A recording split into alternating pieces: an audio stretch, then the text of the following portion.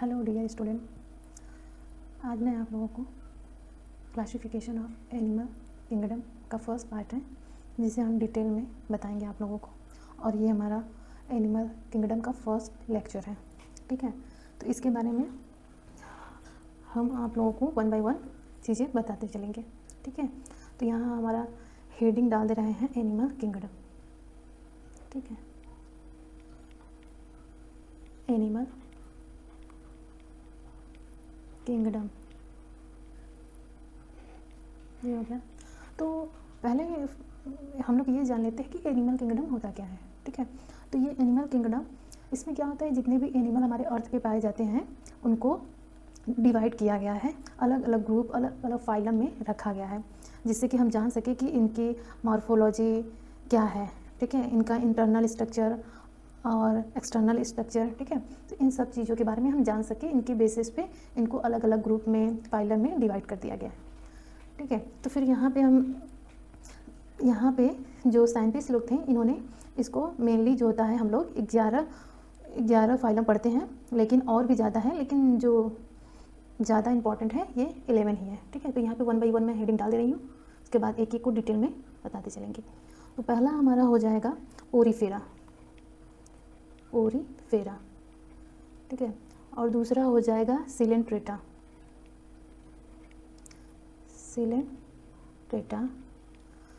तीसरा हो जाएगा टीनोफोरा, चौथा हो जाएगा प्लेटीहेलमिन्थेस,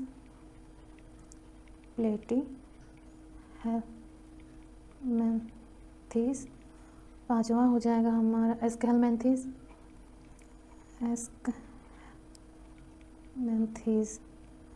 छठा हो जाएगा एनिलिडा,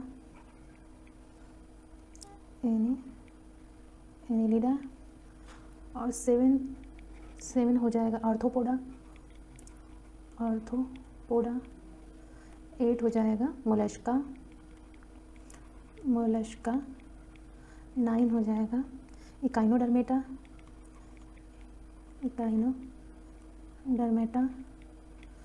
10 हो जाएगा हेमिकार्डेटा,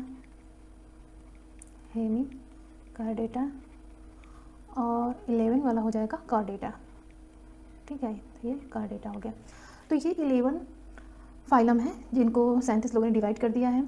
अब ये पोरीफेरा, पहला हमारा हो जाएगा पोरीफेरा, ठीक है। Coelenterata, Ctenophora, Platyhelminthes, Aschelminthes, Annelida, arthropoda, Mollusca, Echinodermata, Hemichordata and chordata, ठीक है। तो ये सारे 11 इसके फाइलम हैं। अब हम देखते हैं कि इनको किस बेसिस पे डिवाइड किया गया है, तो वो बेसिस भी हम लोगों को पढ़ना है, ठीक है। तो यहाँ पे हम हेडिंग डाल दे रहे हैं कि किस बेस पे इसको डिवाइड किया गया है। डिफरेंट बेसिस हैं जिसको इसको डिवाइड किया गया है। तो यहाँ पे हेडिंग दे रहे हैं बेसिस ऑफ क्लासिफिकेशन,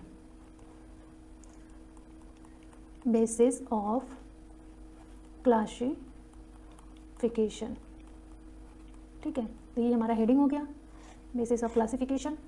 अब इसके जो होते हैं 7 बेसिस हैं जिसको कि जितने भी एनिमल हैं इनको डिवाइड किया गया है। तो फर्स्ट हमारा हो जाएगा बॉडी ऑर्गेनाइजेशन,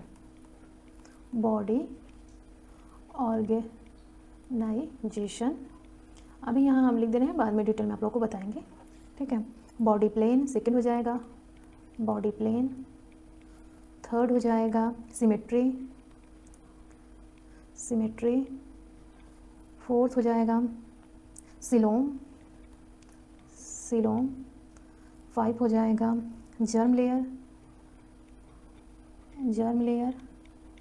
6 हो जाएगा नोटोकार्ड, 7th हो जाएगा सर्कुलेटरी सिस्टम,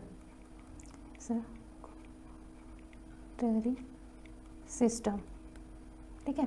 तो ये 7 बेसिस हैं जिसमें कि एनिमल को जितने भी हैं उनको डिवाइड किया गया है। तो फर्स्ट है हमारा बॉडी ऑर्गेनाइजेशन, ठीक है।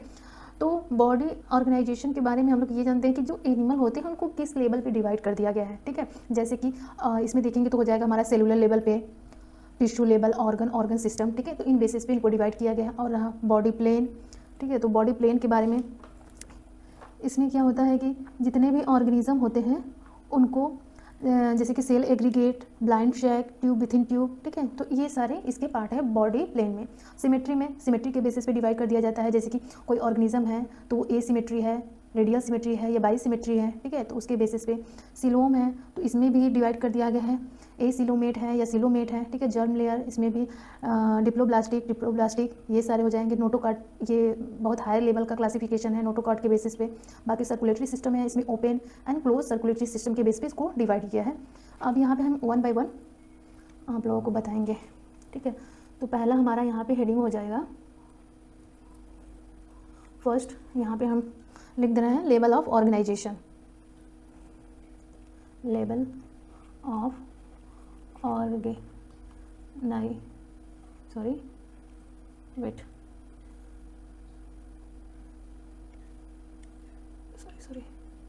लेवल ऑफ ऑर्गेनाइजेशन, ठीक है। तो ये हो गए हमारा हेडिंग लेवल ऑफ ऑर्गेनाइजेशन। तो लेवल ऑफ ऑर्गेनाइजेशन में जितने भी एनिमल होते हैं उनको 4 पार्ट में डिवाइड कर दिया गया है, ठीक है। यहाँ हम ग्राफ के थ्रू आप लोगों को बताएंगे, आप लोग समझ जाइएगा, ठीक है। तो इसको 4 पार्ट में डिवाइड कर दिया गया है। तो यहाँ पे 4 पार्ट हम बना दे रहे हैं आप लोगों को, ठीक है। तो यहाँ पे फर्स्ट वाला जो रहेगा हमारा सेलुलर लेवल, ठीक है। तो यहाँ लिख दे रहे हैं हम सेलुलर लेवल पे डिवाइड किया गया है। दूसरा हमारा है टिश्यू लेवल पे, ठीक है। तीसरा हमारा ऑर्गन लेवल और चौथा हमारा ऑर्गन सिस्टम, ठीक है। ये 4 हैं। अब ये जो इतने हो गए 4 पार्ट में डिवाइड कर दिया गया। अब इसमें रखा किसे गया है, ठीक है। तो जो सेलुलर लेवल है इसमें उन ऑर्गेनिज्म को रखा गया है जो पोरीफेरा के मेंबर हैं, ठीक है। पोरीफेरा के जितने भी मेंबर हैं उनका बॉडी ऑर्गेनाइजेशन सेलुलर लेवल का होता है, ठीक है। और जो टिश्यू लेवल होता है इसमें उन ऑर्गेनिज्म को रखा गया है जो कि सिलेंट्रेटा और टीनोफोरा के मेंबर हैं। सिलेंट्रेटा यहाँ पे हम लिख दे रहे हैं, ठीक है। यहाँ सिलेंट्रेटा और सेकेंड हो जाएगा टीनोफोरा। इनके जितने भी मेंबर हैं उनकी बॉडी ऑर्गेनाइजेशन टिश्यू लेवल की होती है, ठीक है। अब यहाँ ऑर्गन लेवल पे देखेंगे तो यहाँ केवल एक फाइलम को रखा गया जो कि प्लेटीहेल्मिन्थेस है। तो यहाँ लिख सकते हैं हम प्लेटीहेल्मिन्थेस, ठीक है। अब ऑर्गन सिस्टम यहाँ से जो होता है हमारे स्टार्ट होते हैं। एस्केल्मेंथिस से लेके कॉर्डेटा तक के मेंबर जितने भी होते हैं वो ऑर्गन सिस्टम बेस्ड होते हैं, ठीक है। तो यहाँ लिख दें हम एस्केल्मेंथिस से लेके जितने भी होते हैं कॉर्डेटा के मेंबर, ठीक है। इसमें जितने भी आएंगे सब वो सारे हमारे इसके ऑर्गन सिस्टम लेवल के ऑर्गेनिज्म होंगे, ठीक है। तो इतना आप लोगों को समझ आ गया हो गया। अब हम आगे चल रहे हैं नेक्स्ट हेडिंग। नेक्स्ट हमारा हो जाएगा ऑर्गन लेवल ऑफ ऑर्गेनाइजेशन हो गया। अब यहाँ पे बॉडी प्लेन, सेकेंड हमारा हेडिंग हो जाएगा बॉडी प्लेन, ठीक है। तो इसके बेसिस पे जितने भी ऑर्गेनिज्म होते हैं उनको 3 पार्ट में डिवाइड कर दिया गया है। यहाँ पे हम बता दे रहे हैं आप लोगों को सिंपल वे में। जैसे कि अब ये हो गया सेल एग्रीगेट, पहला हो जाएगा सेल एग्रीगेट, ठीक है। दूसरा हो जाएगा ब्लाइंड शैक, और तीसरा हो जाएगा ट्यूब विथ इन ट्यूब,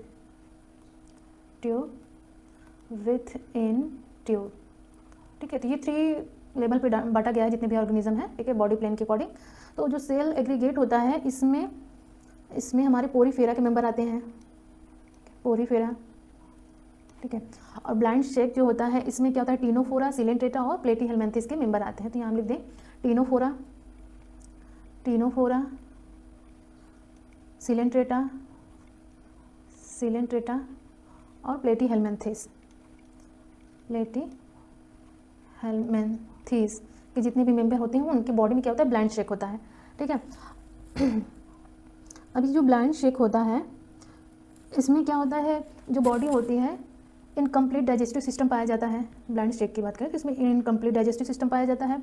अब जिस रास्ते से हमारा भोजन जाता है, ठीक है, हम लोग खाते हैं, हम लोग नहीं, जो भी ऑर्गेनिज्म इसके अंतर्गत आते हैं वो उसी रास्ते से जो भी वेस्ट मटेरियल होता है उसी रास्ते से बॉडी के बाहर भी एक्सक्रीट कर देते हैं, ठीक है। तो इनमें जो होता है इनकम्प्लीट डाइजेस्टिव सिस्टम पाया जाता है। तो यहाँ हम लिख दे रहे हैं आप लोगों को समझ में आ जाए, इनकम्प्लीट डाइजेस्टिव सिस्टम,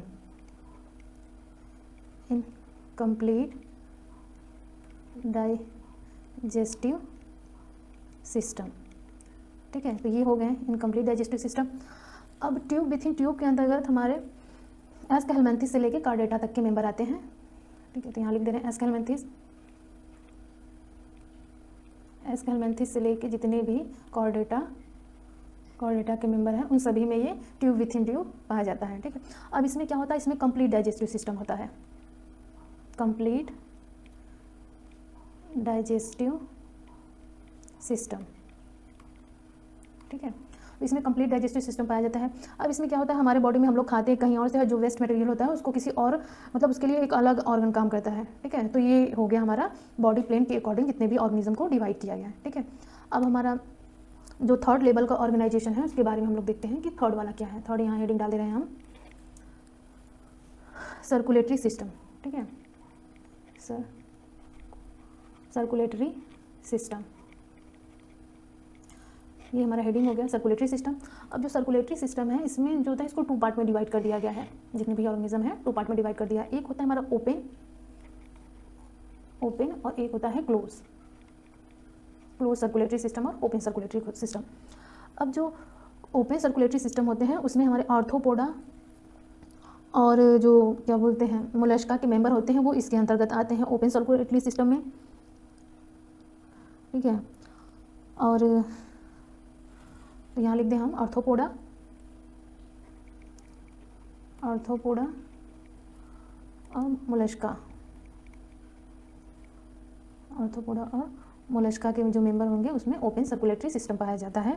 इसमें क्या होता है, ब्लड फ्लो होने के लिए कोई वेसल्स नहीं होते हैं, जैसे कि हम लोगों के बॉडी में है तो आर्टरी और वेन्स हैं, तो उसमें कोई वेसल्स नहीं होते हैं। ठीक है, तो कोई वेसल्स नहीं होता है तो वो बॉडी में ऐसे ही फ्लो करते हैं, टिश्यू जो होता है बॉडी में ऐसे ही फ्लो करता है, टिश्यू के अंदर ऐसे ही ब्लड हमारा फ्लो करते रहते हैं, तो ये ओपन सर्कुलेटरी सिस्टम हो गया। अगर क्लोज सर्कुलेटरी सिस्टम की बात करें तो इसमें आ जाएंगे कार्डेटा और एनिलिडा। ठीक है, तो इसमें क्या होता है, blood always flow inside the vessels.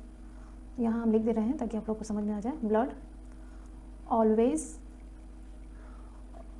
Flow inside the vessels. ठीक है, तो ये हो गया। अब यहाँ पे आ जाएंगे कार्डेटा और एनिलिडा, कार्डेटा और एनिलिडा के मेंबर जो हो जाएंगे उनमें क्लोज सर्कुलेटरी सिस्टम पाया जाता है। ठीक है, तो इतना आप लोगों को समझ में आ गया होगा। अब हम नेक्स्ट की बात कर रहे हैं, यहाँ से हम नेक्स्ट स्लाइड चूज़ कर रहे हैं। अब ओपन और क्लोज सर्कुलेटरी सिस्टम हो गया। अब यहाँ पे हम चलेंगे, हमारा नेक्स्ट हेडिंग रहेगा सिमेट्री। ये काफ़ी इंपॉर्टेंट है, एग्जाम में पूछता भी है, इससे क्वेश्चन बनते हैं। 4th वाला हो जाएगा हमारा सिमेट्री।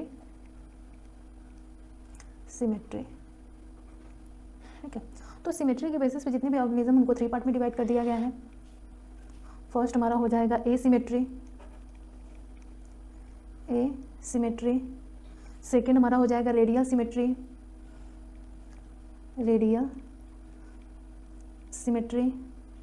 और थर्ड हो जाएगा बाईलेटरल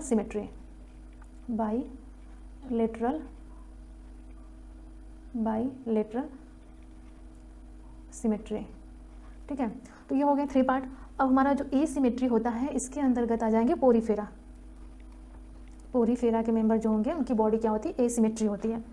इसमें क्या होता है, जो ऑर्गेनिज्म होता है वो 2 इक्वल पार्ट में डिवाइड नहीं हो पाता है। तो यहाँ हम लिख सकते हैं कैन नॉट डिवाइडेड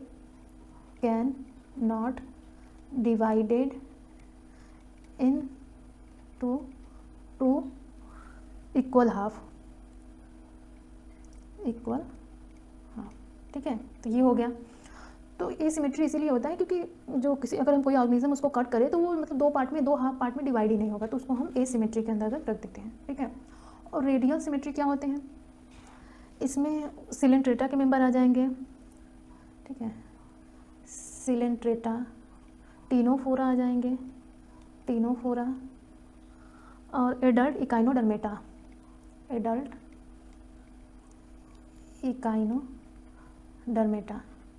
ठीक है, ये यहाँ से ये वाला पोर्शन इंपॉर्टेंट है। ठीक है, एडल्ट इकाइनोडर्मेटा। तो जो रेडियल सिमेट्री होता है, यहाँ पे अगर कोई ऑर्गेनिज्म है तो उसको हम किसी भी एंगल से काटें वो 2 इक्वल हाफ पार्ट में डिवाइड हो जाएगा। ठीक है, तो उन सारे ऑर्गेनिज्म को हम रेडियल सिमेट्री के अंतर्गत रखे होते हैं।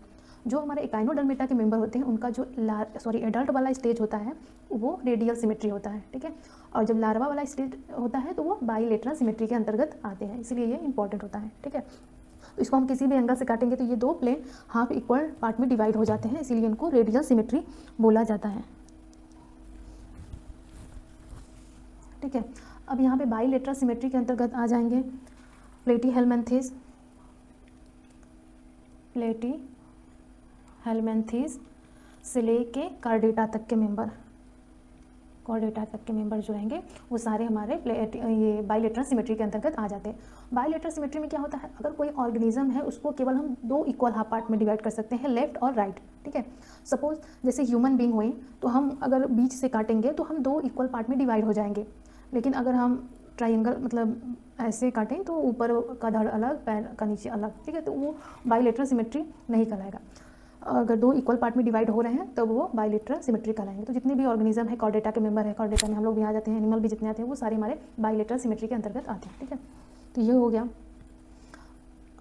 अब 5th के पास हम जा रहे हैं, जैसे कि जर्म लेयर, ठीक है, 5th वाला हो जाएगा जर्म लेयर, हेडिंग डाल दे रहे हैं जर्म लेयर। तो जितने भी ऑर्गेनिज्म हैं उनको जर्म लेयर के अकॉर्डिंग 2 पार्ट में डिवाइड कर दिया गया है। पहला हमारा हो जाएगा डिप्लोब्लास्टिक, डिप्लोब्लास्टिक, और दूसरा हो जाएगा ट्रिप्लोब्लास्टिक, ट्रिप्लोब्लास्टिक, ठीक है। तो ये हो गए 2 पार्ट। अब डिप्लोब्लास्टिक का मीन्स होता है जितने भी ऑर्गेनिज्म हैं लेवल ऑफ मतलब उनकी जो बॉडी का लेयर होता है वो 2 पार्ट से बना होता है, ठीक है, तो उसको डिप्लोब्लास्टिक कहते हैं। जो एम्ब्रियोनिक स्टेज होता है उसमें जो होते हैं 2 लेयर पाए जाते हैं, इसलिए उसको डिप्लोब्लास्टिक कहते हैं, और जिसमें 3 लेयर पाए जाते हैं उनको ट्रिप्लोब्लास्टिक कहते हैं। सपोज यहाँ पे हम एक डायग्राम बना दे रहे हैं, सॉरी अभी हम एग्जाम्पल लिख दें फिर डायग्राम बना के बता रहे हैं। इसके अंतर्गत आ जाएंगे सिलेंट्रेटा, सिलेंट्रेटा, टीनोफोरा, टीनोफोरा, और इकाइनोडर्मेटा, इकाइनोडर्मेटा, ठीक है। तो ये हो गए हमारे डिप्लोब्लास्टिक। अब यहाँ पे हम डायग्राम के थ्रू बता रहे हैं ये कोई सेल है, तो यहाँ पे क्या होते हैं 2 ही लेयर पाए जाते हैं, ठीक है। ये हमारा एक्टोडर्म हो गए, यहाँ पे इसको हम लिख देंगे एक्टोडर्म, और ये जो अंदर वाला है इसको मीजोडर्म, मीजो नहीं एंडोडर्म, अंदर वाला जो है उसको एंडोडर्म, और जो ये बीच वाला पोर्शन है इसको मीजोग्लिया बोलते हैं। ये मीजोडर्म नहीं रहता है, मीजोग्लिया इसको बोलते हैं, मीजोग्लिया, ठीक है। तो ये हो गया, इसमें 2 ही लेयर है, एक्टोडर्म और एंडोडर्म, इसीलिए इसको डिप्लोब्लास्टिक बोला गया है, ठीक है। और ट्रिप्लोब्लास्टिक में क्या होते हैं, इसमें प्लेटीहेलमिन्थेस से लेकर कॉर्डेटा तक के जितने भी मेंबर होंगे, ठीक है, प्लेटीहेलमिन्थेस से लेकर कॉर्डेटा तक के जितने भी मेंबर हैं उनमें ट्रिप्लोब्लास्टिक पाया जाता है, ठीक है। अब यहाँ पे हम एक डायग्राम बना देंगे, कोई ऑर्गेनिज्म है सेल है उसका, फिर यहाँ पे ये, फिर ये, ठीक है। तो यहाँ पे हम इसको एक्टोडर्म लिख देंगे, सॉरी एक्टोडर्म, ठीक है। तो जो बाहर वाला लेयर रहता है इसको एक्टोडर्म बोला जाता है, एक्टोडर्म। बीच वाले को मीजोडर्म, और एकदम अंदर वाले को एंडोडर्म, ठीक है। तो इस ट्रिप्लोब्लास्टिक के जितने भी एनिमल होते हैं उनकी बॉडी ऑर्गेनाइजेशन 3 लेवल की होती है, जो एक्टोडर्म, मीजोडर्म और एंडोडर्म, ठीक है। तो इस बेसिस पे इसको डिवाइड कर दिया गया है। अब हमारा 6 वाला आ गया, ठीक है। 6 वाले में हम देखेंगे, इसको हेडिंग डाल दे रहे हैं सिलोम, ठीक है। सिलोम के बेसिस पे जितने भी ऑर्गेनिज्म हैं इनको 3 पार्ट में डिवाइड कर दिया गया है, 3 पार्ट में। पहला होता है एसिलोमेट, दूसरा होता है सीडोसिलोमेट,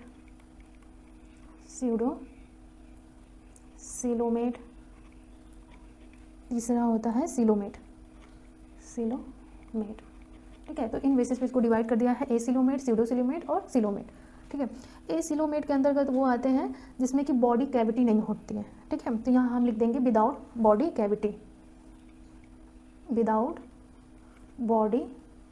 कैविटी, वो हो जाएंगे एसिलोमेट। इसमें आ जाएंगे पोरीफेरा, सिलेंट्रेटा और टीनोफोरा, ठीक है। ये सारे इसमें आ जाएंगे। सीडोसिलोमेट में क्या होता है, विथ फॉल्स सिलोम, ठीक है। इसमें फॉल्स, सीडो मीन्स होता ही है फॉल्स या झूठा, ठीक है। तो यहाँ लिख देंगे विथ फॉल्स सिलोम। इसके अंतर्गत आ जाएंगे एस्कहेलमिन्थेस, यहाँ से क्वेश्चन बनता है, ये इंपॉर्टेंट है क्योंकि ये सिंगल फाइलम है जिसमें कि सीडोसिलोमेट पाया जाता है इसके मेंबर में।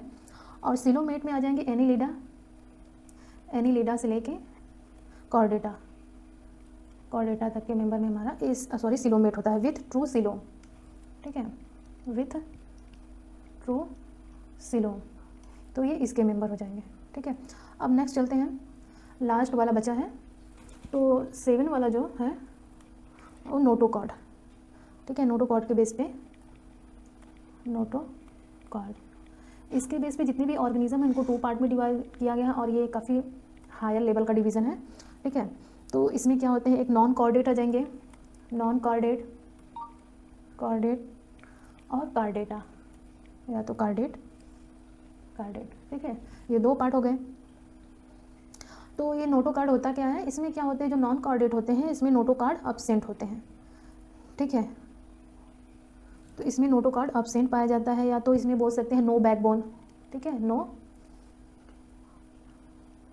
बैकबोन इसमें नहीं पाया जाता है। और जितने भी कार्डेटा के मेंबर होते हैं उसमें क्या होता है, बैकबोन पाया जाता है, ठीक है।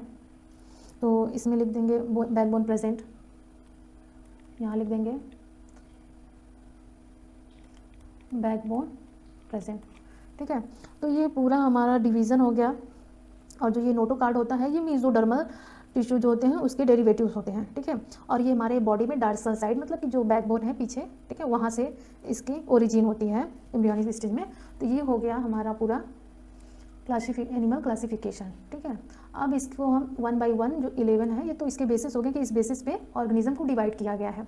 अब नेक्स्ट वीडियो में हम एक एक फाइलम को डिटेल में स्टडी करेंगे। और ये हमारा फर्स्ट वीडियो था एनिमल किंगडम का, ठीक है। अगर आप लोगों को समझ में आया तो इसमें लाइक करिए, शेयर करिए और कमेंट करिए। अगर आप लोगों को कोई भी डाउट है या कोई क्वेश्चन है तो कमेंट बॉक्स में कमेंट कीजिए, ठीक है।